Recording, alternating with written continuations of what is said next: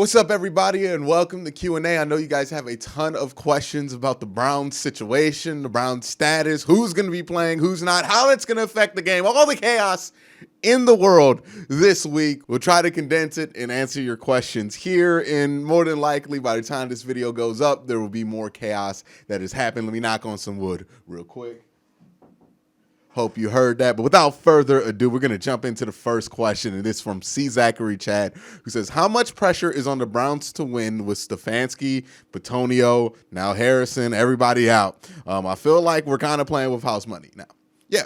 So here is the situation as far as expectations go for this game for people who aren't necessarily too involved with Cleveland sports. I don't think anybody who is acting out of good faith can look at the result of this game, if the Browns lose, and say, oh, well, the Browns were just a sham 11-5 team. Like, obviously, for this game, there were significant circumstances to overcome. Now, can this team overcome it? I definitely believe they're more than capable of overcoming it, but that is not the same thing as this team should expect to overcome it. That would be ridiculous. So while I want them to win, while I hope they win, and while I think they can win on Sunday, I don't think the expectation is necessarily going to be win this game on Sunday or else the whole season is a failure. That was the week before, I would say. Now that they've got that win off their back, it kind of flips in that same way, right? Because if the Pittsburgh Steelers lose this game on Sunday night, their season would be chalked up as a failure. They would have won 11 straight games just to lose in the playoffs in what a lot of people would deem an embarrassing way, the way that the people are counting out the Browns. Now, I don't think the Browns should be counted out to the extent that they have, but the Browns really don't have much to lose. All they can do is impress people from this point on. I don't think there's going to be like some kind of genuine actual good faith narrative that could be put out there of the Browns. Oh, they choked, or oh, they did this, or same old Brown. Like, we know what happened before this game, what the circumstances are, and how that leans into favor of Pittsburgh. That doesn't mean you just roll over and give them the game, but it also means that if in the case it is a loss, you should be able to more accurately analyze what's going on or what happened. So, we know what this is. And yeah, the Browns are playing with house money. And now the Steelers, like the Browns were in week 17, are now on a little bit of an edge because, hey, look, if you win this game, you advance in the playoffs. Very rarely can you talk about a year for a team that was not expected to win the Super Bowl this year where you advance in the playoffs as a failure. So it would not have been a failure. It's not going to be a meme, the Steelers' way they ended this season. But if they do lose this game, the Pittsburgh Steelers, well, then, they're going to be the joke of the internet for the night, especially this game being on Sunday night. So now they're the ones who can only embarrass themselves or meet expectations. So that's going to be an interesting dynamic on Sunday night. The next question comes from Jay, who says, with Bitonio out as well as Stefanski, do you think we're going to be going back to pounding the football with Chubb especially? And do you think that this was the plan against the Steelers before Stefanski and Bitonio got the Rona? I do. And I showed this in my preview yesterday. If you look at the Steelers' run stats after the Washington game, when they lost Spillane and they lost Bud Dupree, now they might get Spillane back. They're gonna have Vince Williams out there for more snaps. The run defense has kind of went and fallen off a cliff a little bit. Now it could come back up, but also remember that terrible run performance the Browns had in Week 5 was without Wyatt Teller and without Nick Chubb. Now you're down Joe Bitonio, but I don't know how often you would have ran to that side of the field anyway. You're going to run behind Wyatt Teller, who is your best road grader as an offensive lineman anyways. So that is going to be the situation. We're going to see. I think you should expect to see a lot of Nick Chubb and a lot of play action and a lot less empty that they went into, even though some of the empty stuff worked. We'll see what the game plan is, but I have trust it'll be a decent one. Next question comes from Ramirez, who says, hey, Quincy, how much do you think it's going to help having Goodson back on defense? I know most of the defensive starters are back too, but will he leave a bigger impact? With the context of knowing Ronnie Harrison will not be out there. I cannot describe to you how big of a deal it is that you're getting BJ Goodson and Andrew Sadejo back. The reason why is because those are the two guys who usually take the most snaps on defense. Those are the two guys who know the defense the best. Those are the two guys you can trust to get everybody aligned and get everybody out there. When you didn't have Sendejo, BJ Goodson, and no Ronnie Harrison, nobody was able to do that, and you saw what happened against the New York Jets. Now that you have those two back, it will definitely lessen the impact of not having Ronnie Harrison. So it's not a great thing Ronnie Harrison's not going to be out there, but it should not be understated the additions of BJ Goodson and Andrew Sadejo are going to bring here, and then hopefully, cross your fingers, Malcolm Smith and Denzel Ward can be available for this game. This next question comes from Andrew, who says, which player on both sides of the ball needs to step up the most this week? So a given, right, that Nick Chubb's going to show up. So I'm not going to mention him as a player that needs to step up. He has consistently showed up all year, minus the Jets game where he did not have a good game, but the offensive line was absolutely horrid during that game. So the two players that need to step up, Myles Garrett, definitely. Myles Garrett, if he has a Myles Garrett-like game, a disruptive Myles Garrett-like game, which he's capable of against his offensive line, just not this year so far, then he can make a massive impact and put a massive wedge in that game plan for the Steelers and prevent a lot of the stuff going over top. Even though I think the secondary, even, they don't have Ronnie Harrison, I get it. I think the secondary is going to do a better job defending that, seeing that for 2 weeks in a row. On the other side of the ball, it's Baker Mayfield. Baker Mayfield could make or break this game because you're going to get the run game going.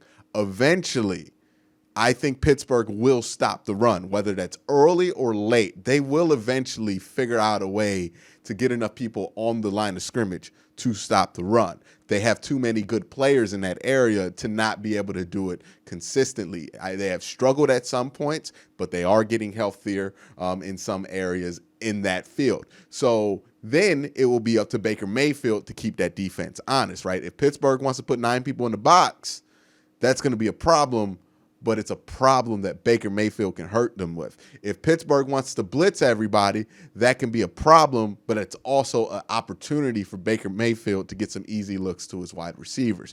This is the game. This is the opportunity, right? They're going to put the game on Baker Mayfield. Now, some teams have done that, and some teams have not had success doing that. You can look at Tennessee, Cincinnati, a bunch of teams throughout the year, even in the second half with Baltimore. A ton of teams have tried to do that, and it has not been as successful as they would like. So if they do that, it's up to Baker Mayfield to prove them wrong and show them that that's not going to be a valid game plan going forward. But for the Pittsburgh Steelers, I think that's how they're going to attack. This next question comes from Hunter, who says, we don't got Hodge, and I'm pretty sure DPJ will be out for the game. How much do you think the passing game will suffer? Luckily, your two most important players and the two players that have the most chemistry with your quarterback, again, knock on wood, are still available for the team in Rashard Higgins and Jarvis Landry. If you have those two, you can put Marvin Hall out there as a third receiver, or Jamarcus Brantley, or whoever it is you want to put out there as a third receiver, and you can live with it. But as long as you got Jarvis and as long as you got Rashard, I think you can move the ball a little bit through the air. Also, you got all the tight ends, Njoku, Harrison Bryant, Austin Hooper. You got all the tight end options, plus Jarvis and Rashard, plus whoever.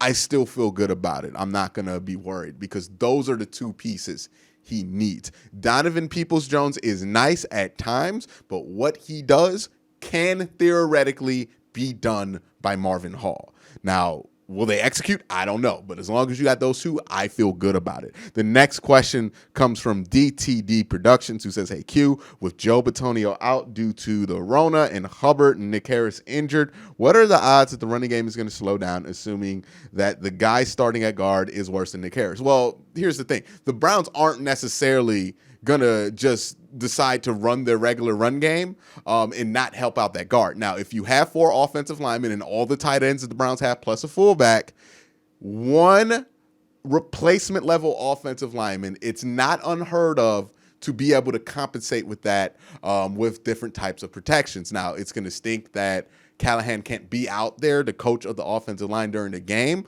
but you have some more than capable hands in those fields. So I don't think that's going to have a giant impact. Also, let's not put it out the realm of possibility that somebody can walk in and just have a good game at guard. Like we see Nick Harris just had a random good game at guard when he is woefully undersized and, not strong enough to play the position.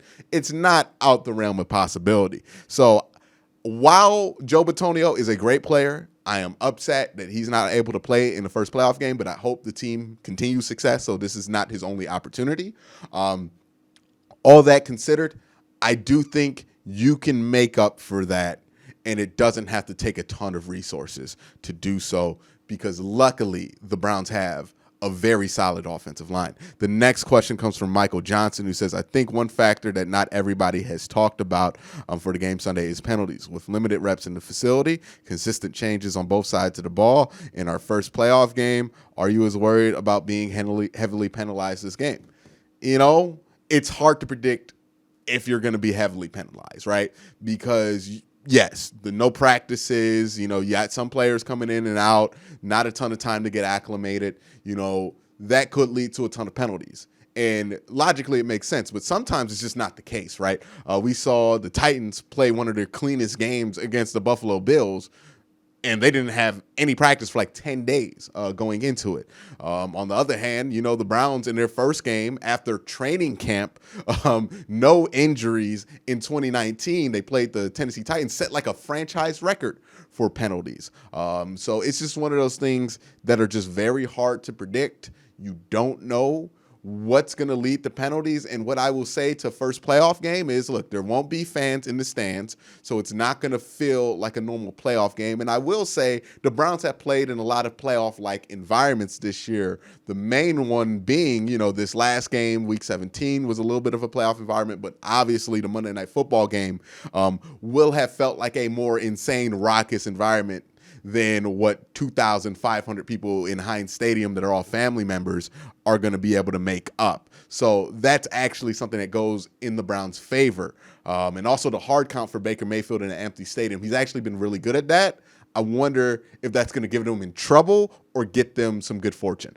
His next question comes from Giants Nation, who says, what's up, Quincy? Rooting for you guys because I hate Ben and Juju. My question is, what, in your opinion, this Sunday night game with no class Eagles? Oh, so you're talking about the Eagles game. Look, the Eagles stink and they're not disciplined. So I don't think they did that on purpose. And even if they did, I get it. The playoff berth was technically on the line, but are we going to complain about a team that was 6-10 not being able to make it? I don't know if that's necessarily fair. But let's keep in mind, the Eagles are a 4-win team. I've watched a ton of 4-win teams, trust me. That's stuff 4-win teams do all the time, which is taking a defeat out the jaws of victory. I have seen that hundreds of times where teams do stuff like that. Philly's dysfunctional. See, I don't believe that a ton of things in the world are conspiracy, so I tend to go with, the most simple answer, which is a 4-12 team was incompetent because they are incompetent because they've been incompetent all year, which is why they are 4-12. So I don't think it's a big conspiracy there. This next question comes from Ange with hair, who says, with our play caller out, do you think Baker Mayfield will give some freedom when it comes to audibles out or even be able to call his own plays in a hurry-up situation? What's your prediction for the number of Chubb and Hunt carries? I think you're probably going to see somewhere around 30, 35 carries for Chubb and Hunt. And no, I don't think this is going to change that much for Baker Mayfield.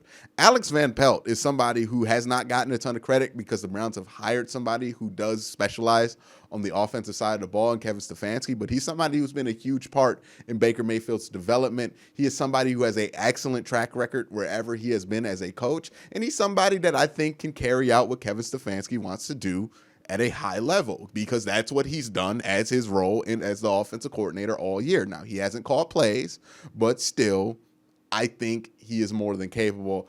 I don't expect this to be a massive difference. Now, maybe if this is close, we're going to dissect it and be like, oh, Alex Van Pelt called the wrong play. Maybe Kevin Stefanski does the right one. Like, those are so hard to litigate that it's almost pointless in that sense. But I think overall, when it comes to like handling the play calling duties, I feel okay with Alex Van Pelt going there. Now, I could be wrong. And if I'm wrong, I'm wrong. I feel all right with Alex Van Pelt. But that's it for all the questions about all the chaos going on in Berea.